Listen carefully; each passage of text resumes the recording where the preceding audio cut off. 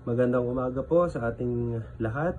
At tayo po ngayon ay nasa ating prayer covenant na patuloy nating pinapasalamat sa Panginoon at binibigyan tayo ng pagkakataon ng ating simbahan na sa panimula ng ating umaga ay wala tayong ibang isipin kundi ang ating mahal na Panginoon Diyos. At gamitin ang oras na ito bilang panimula ng ating mga gawain sa buong araw na ang Diyos ang manguna, ang Diyos ang maghari sa ating buhay at patuloy tayo nawa na pangunahan ng ating mahal na Panginoon. At masaya ako mga kapatid dahil napakaganda po ng ating text sa oras na ito. At ito po ay matatagpuan sa 2 Corinthians 5:20-21. Sa Tagalog, ito po ang sinasabi. Sinabi ni Apostle Paul, kaya kami ay mga ambasador ng ating mahal na Panginoon na tulad sa pag-uusap ng Diyos sa pamamagitan namin, kami ay nakikiusap sa inyo na magbalik loob kay Kristo. Si Kristo na hindi nagkasala ay ginawa ng Diyos na kasalanan para sa atin, upang tayo ay maging katuwiran ng Diyos sa pamamagitan niya. Tayo po ay manalangin. Panginoon Diyos, maraming salamat po sa umagang ito at patuloy nyo kaming pinaghaharian at ginising sa panibagong araw ng aming buhay.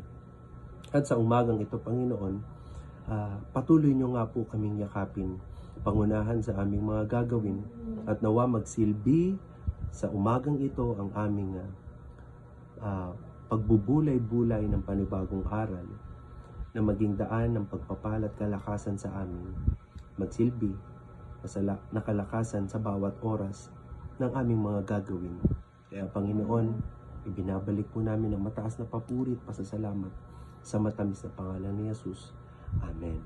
Mga kapatid, sa unang bahagi, ang ministry ng pagkakasundo sa 2 Corinthians 5:18-19. Nakita natin dito, sinabi ni Pablo, ang lahat ng ito ay mula sa Diyos na nagkasundo sa atin sa pamamagitan ni Kristo, na nagbigay sa atin ng ministry ng pagkakaayos o reconciliation, na ang Diyos ay nagkasundo sa mundo sa pamamagitan ni Kristo, na hindi nag-iisip ng kasalanan ng mga tao laban sa kanila.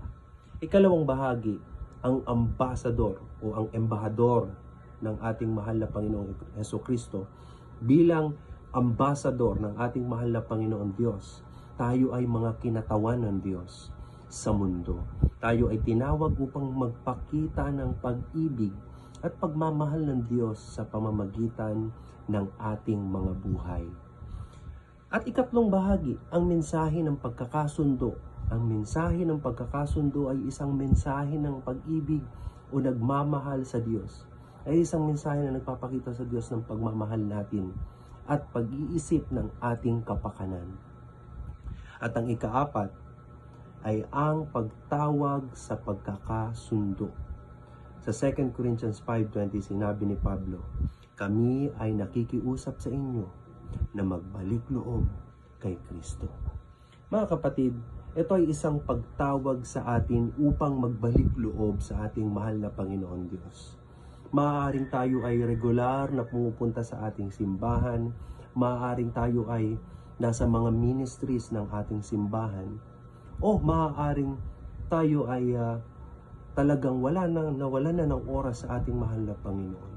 Pero pinapaalalahanan tayo mga kapatid na sa kabila ng ating kabisihan sa mga makamundong bagay, sa mga makakristong bagay, sa makasimbahang bagay, pinapaalalahanan tayo ng Panginoon that the devil is in the detail, and yet tayo ay magbalik loob sa ating mahal na Panginoon. May mga bagay kung minsan nakakaligtaan natin na ang ating mga ginagawa ay wala na sa ating mahal na Panginoon o hindi na nakakalugod sa ating mahal na Panginoon. Kaya sa araw na ito, pinapaalalahanan tayo ng Panginoon na tayo ay magbalik loob sa ating mahal na Panginoon. Ito ay isang pagkatawag ng pagbalik loob sa ating mahal na Panginoon. Ito ay isang pagtawag sa atin upang tanggapin ang pag-ibig at pagmamahal ng Diyos sa pamamagitan ni Jesus Christ. Kaya mga kapatid, tayo ay mga ambasador ng pagkakasundo. We are the ambassador of reconciliation, no? Wag nawa sa atin magmula ang pagkakahiwalay, wag nawa sa atin magmula ang pagkakaaway, pagkakalayo, kundi tayo ang pagmula ng pagkakaayos, pagbabati ng mga kapwa, hindi pagmumula ng pag-aaway. Tayo ay tinawag upang magpakita ng pag-ibig at pagmamahal ng Diyos sa pamamagitan ng ating buhay. Tayo ay tinawag upang magbalik loob sa ating mahal na Panginoong Hesukristo at tanggapin ang pag-ibig at pagmamahal ng Diyos sa pamamagitan niya.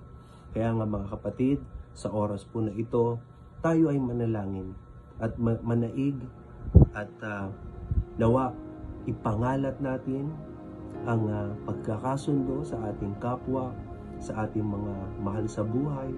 Kung meron man tayong mga kapatiran na alam nating nakagalitan natin, o meron tayong mga tao na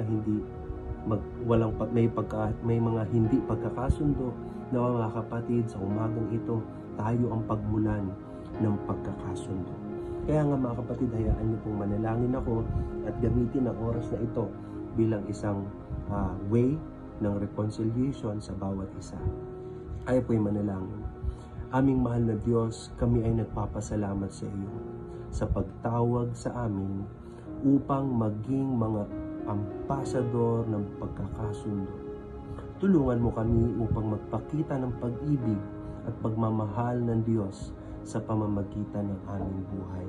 Huwag nawa, Panginoon, kami ang maging daan ng pagkakagalit.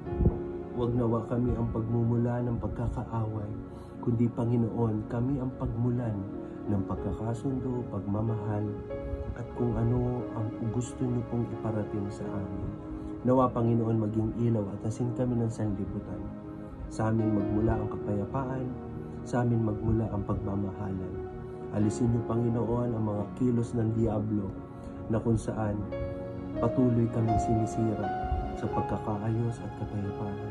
Maraming mga pangyayari sa aming mga mundo, pero Panginoon Diyos, nawa sa oras na ito, maghari sa aming buhay ang pagmamahalan, kapayapaan, at pagpapakumbaba. Kayo nawa ang Diyos na makita sa aming buhay at hindi ang aming mga sarili. Sa matamis na pangalan ni Jesus, na ating tagapagligtas. Amen.